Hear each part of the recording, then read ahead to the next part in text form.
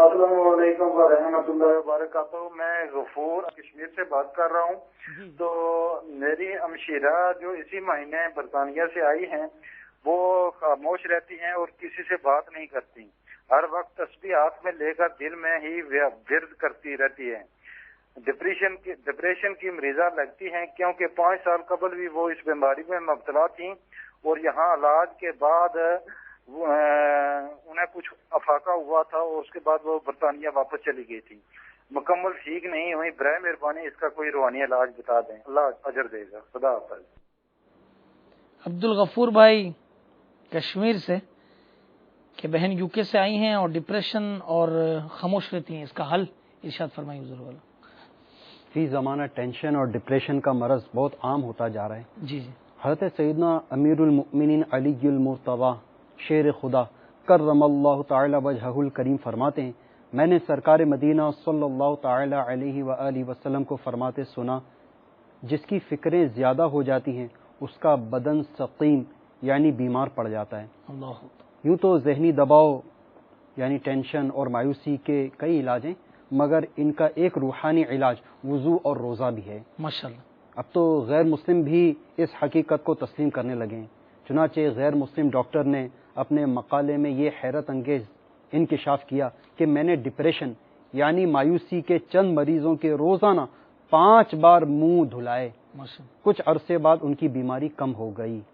پھر ایسے ہی مریضوں کے دوسرے گروپ سے روزانہ 5 بار ہاتھ منہ دھلوائے تو مرض میں بہت افاقہ ہو گیا.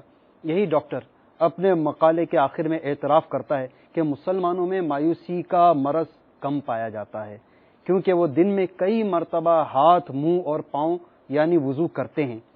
صحیح. ایک انگریز ماہر نفسیات سگمنڈ فرائڈ نے روزوں کے فوائد کا اعتراف کرتے ہوئے یہ بیان دیا ہے کہ روزے سے جسمانی کھنچاؤ, ذہنی ڈپریشن اور نفسیاتی امراض کا خاتمہ ہو جاتا ہے. ماشاءاللہ. تو الحمدللہ مدنی چینل کے ناظرین آپ نے یہ سماعت کیا.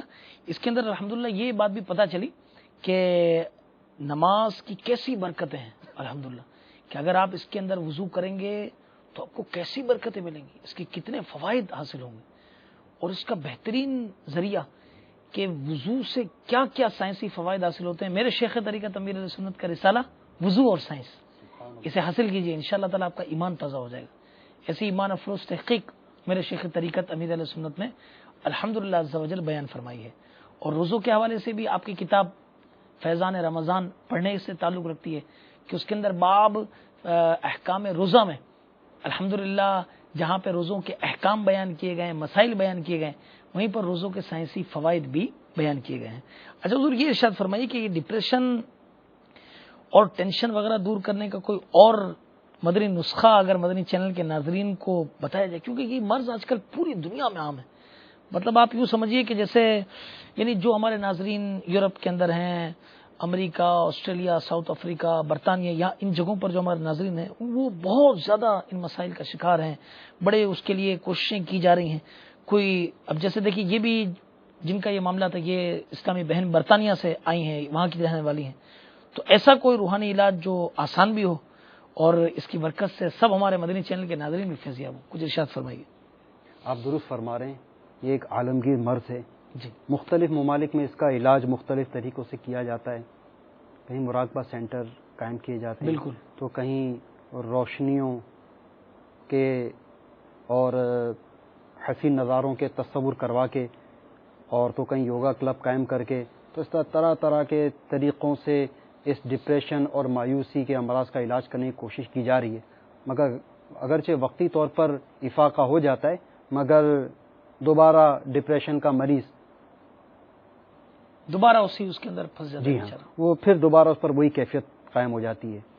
تو کوئی ایسا مدنی نسخہ اور ایسا آسان علاج تو میرے شیخ طریقت امیر اہل سنت کے رسالے خودکشی کا علاج میں اپنے ذہن کو تازہ بلکہ تازہ ترین کرنے کے لیے ایک مدنی طریقہ بھی ہے, وہ پیش خدمت ہے. اور وہ یہ ہے کہ کسی بھی وقت کم روشن, ہوادار اور پرسکون جگہ پر لیٹ کر بہترین پر فضا مقام کا تصور قائم کیجیے, اور یہ تصور حقیقت سے قریب تر بھی ہو. پھر مدینہ منورہ زادہ اللہ شرفا و تعظیما میں واقع گنبد خضرا کا حسین منظر مرحبا کہ دنیا کے ہر حسین منظر سے حسین ترین ہے۔ گنبد خضرا کا تصور باندھیے، کیا سبز گنبد کا خوب ہے نظارہ، اللہ کیا سبز گنبد کا خوب ہے نظارہ، ہے کس قدر سہانا کیسا ہے پیارا پیارا، ہے کس قدر سہانا کیسا ہے پیارا پیارا۔ آپ نے بارہا تصاویر میں سبز گنبد دیکھا ہوگا، مدنی چینل پہ بار بار سبز گنبد کے حسین ترین مناظر نگاہوں کے سامنے پھرتے رہتے ہوں گے، اور جس خوش قسمت نے حقیقت میں دیکھا ہے اس کے لیے تصور کرنا مزید آسان ہوگا۔ شروع میں ہلکا عکس محسوس ہوگا، پھر اس کو حقیقت سے قریب تر کرنے کی کوشش کیجیے۔ اگر جذبہ صادق ہوا تو انشاءاللہ عز و جل آپ بے ساختہ پکار اٹھیں گے کہ یہ رہا سبز گنبد۔ سبحان اللہ۔ پھر خیال کیجیے کہ صبح کا سہانا وقت ہے، ٹھنڈی ہوا جھومتی ہوئی سبز گنبد کو چومتی ہوئی، اس کے گرد گھومتی ہوئی مجھے برکتیں دے رہی ہیں، مجھے چھو رہی ہیں، اور اس کے سبب مجھے پرکیف ٹھنڈک محسوس ہو رہی ہے۔ پھر یہ بھی تصور کیجئے کہ سبز گنبد پر ہلکی بوندا باندی نچھاور ہو رہی ہے، اور وہاں سے برکتیں لیے باریک بوندکیاں مجھ پر بھی پڑ رہی ہیں۔ کچھ دیر کے لیے اس دل فریب اور دل گداز مناظر میں کھو جائیے۔ در مصطفیٰ کی تلاش تھی، میں پہنچ گیا ہوں خیال میں، نہ تھکن کا چہرے پہ ہے اثر، نہ سفر کی پاؤں میں دھول ہے۔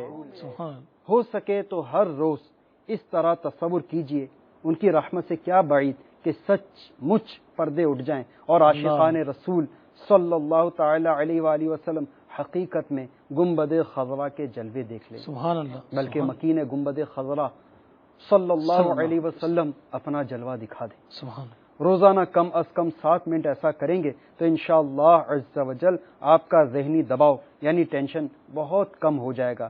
اگر یقین نہیں آتا تو تجربہ کر لیجئے۔ گنبد خضرا خدا تجھ کو سلامت رکھے، دیکھ لیتے ہیں تجھے پیاس بجھا لیتے ہیں۔ سبحان اللہ سبحان اللہ۔ ایک شعر امیر علیہ سنت کا یاد آ رہا ہے کہ ٹھنڈی ہوا مدینے کی،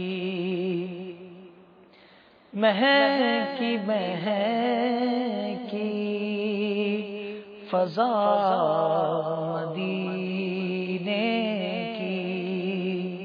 مدنی چینل کے ناظرین بھی اس تصور کے اندر ڈوب جائیں۔ کیا فرمایا میرے شیخ طریقت امیر علیہ سنت نے کہ چھاؤں تو ہر جگہ کی ٹھنڈی ہے،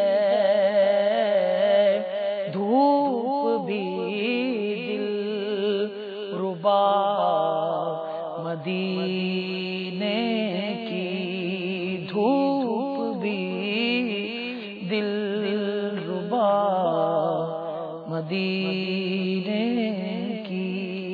صلو علی الحبیب صلی اللہ تعالی علی محمد صلی اللہ علیہ وسلم۔